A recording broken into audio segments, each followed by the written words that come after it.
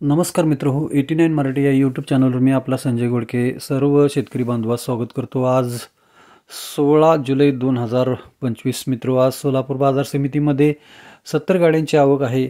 मात्र आज कमी आवक असून देखील भाववाढ झाली नाही। याचं प्रमुख कारण असं आहे की आगामी काळामध्ये मुंबई महापालिकेची निवडणूक आहे, त्याचप्रमाणे पंचायत समिती जिल्हा परिषदेच्या निवडणुका आहेत।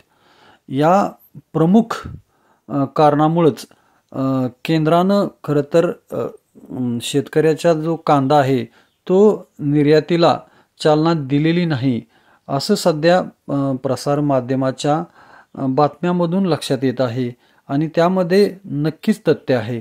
तर आज सोलापूर बाजार समितीमध्ये 1 नंबर कांदा हा 17, 18, 19 तर काही वक्कल हे 2000, 2100, 2200 रुपये असे गेलेले आहेत। तर 2 नंबर कांदा हा 1300 रुपयापासून ते 1600 रुपयेपर्यंत विकला गेलेला आहे। तर गोल्टा गुलटी हा 100 रुपयापासून ते 1200 रुपयेपर्यंत विकला गेलेला आहे।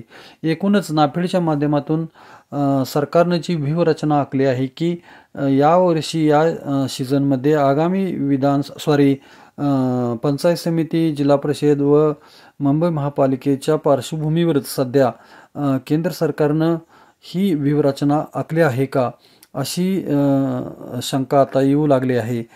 त्यामुळेच गेल्या काही दिवसांमध्ये भाव हे फक्त 2000 पर्यंत स्थिर आहेत। नमस्कार।